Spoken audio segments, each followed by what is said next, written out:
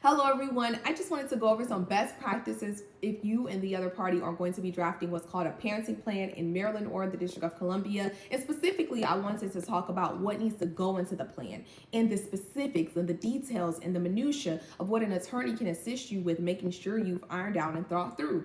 Now, the beauty of doing a plan with the other party or any type of agreement with the other party is that there can be terms and conditions and different things that normally a court would not order that you can put in your order or your agreement, and you can be very specific. So, for example, if you know the other party is going to be notoriously late, maybe you need to have a grace period ironed in. So what is a grace period? How do we define it? Is it going to be 15 minutes? Is it going to be 30 minutes? When does he tell you? When does she tell you? Is it when she's already in 495 traffic, or is it before she left the school? All of those logistics about who does what by when should be in that agreement.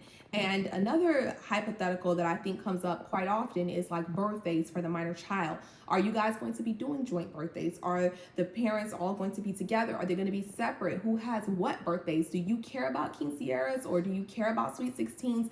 Those are the types of things that you think about even when the child is 2 years old. Like, I want even birthdays because I know when she turns 16, I want to have that birthday year.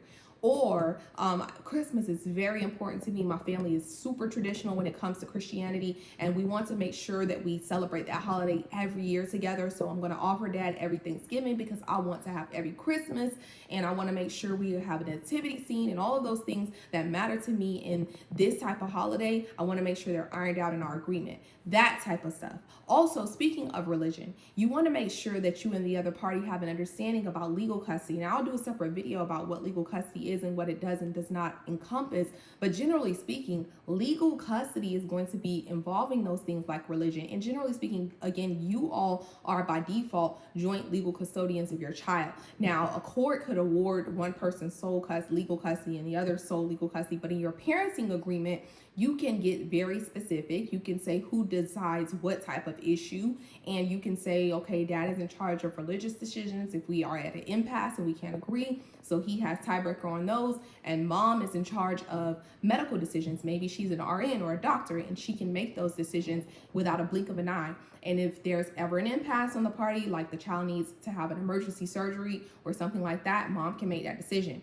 And I would caution you that these are very rare situations, so don't get so caught up in that type of minutia because you're going to end up not having an agreement. But I think if you both want an agreement and you meet each other halfway on these decisions and be very specific about the things that matter, you can have an agreement that speaks to your needs and, more importantly, your child's needs. If you need legal services in the state of Maryland or in the District of Columbia, please give my office a call, 240-493-9116 and www.amurphylegal.com. Thank you.